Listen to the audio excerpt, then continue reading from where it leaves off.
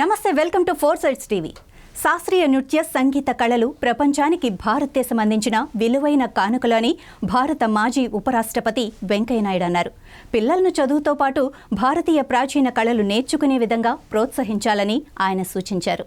ప్రవాసాంధ్రులు చదలవాడ రాజగోపాల్, శారదా దంపతుల చిన్న కుమార్తె శ్రీధవరాళి కూచిపూడి రంగప్రవేశ కార్యక్రమం రామనేని ఫౌండేషన్ ఆధ్వర్యంలో గచ్చిబౌలిలోని బ్రహ్మకుమారి శాంతి సరోవర్ ఆడిటోరియంలో జరిగింది. వినాయక నిను వినా అంటూ విఘ్ననాయకుని అనుగ్రహం కోరుతూ యువ కూచిపూడి నర్తకి శ్రీధవరాళి చదలవాడ తొలి నాట్య ప్రదర్శనిచ్చారు. ఆమె చేసిన కూచిపూడి నృత్యం వీక్షకులను కట్టిపడేసింది.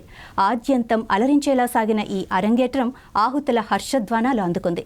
యువ నర్తకిని తీర్చిదిద్దిన ఆమె గురువు కళారత్న ఏవి బాలకొండలరావు అభినందనలు అందుకున్నారు. రామినేని ఫౌండేషన్ చైర్మన్ ధర్మ ప్రచారక్ రామినేని, కన్వీనర్ పాతూరి నాగభూషణం మాట్లాడుతూ విదేశాల్లో నివసిస్తూ కూడా భారతీయ సంప్రదాయ నృత్య రీతుల పట్ల మక్కువతో సాధన చేస్తున్న శ్రీధ లాంటి యువతులు ఎందరికో స్ఫూర్తిదాయకంగా నిలుస్తున్నారని, అలాంటి వారిని ప్రోత్సహించడంలో తమ సంస్థ ఎప్పుడూ ముందుంటుందని అన్నారు.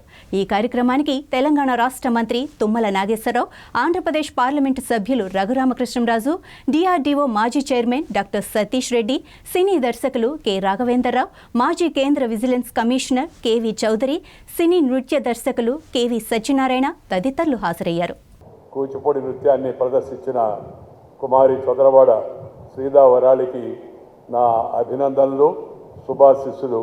ముందుగా అమ్మా, నీకు ఇంకా భవిష్యత్తులో మరిన్ని ఇలాంటి అవార్డులు అలాగే ప్రశంసలు రావాలని, నువ్వు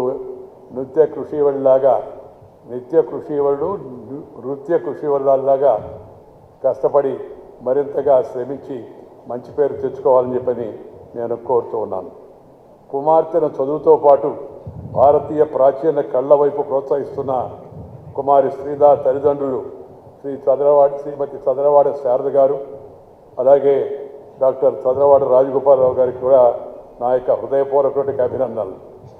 శాస్త్రీయ నృత్య సంగీతాలు ఏతున్నాయో ఈ ప్రపంచానికి భారతదేశం వచ్చిన విలువైన కానుకలు. విశృంఖల వినాశకర పాశ్చాత్య సంస్కృతి విజృంభిస్తున్న పరిస్థితుల్లో భారతీయ సాంస్కృతిక రూపాలను తిరిగి మళ్ళా యావత్ ప్రపంచానికి అందుబాటులో తీసుకురావాల్సిన ఆవశ్యకత ఎంతగానో ఉంది.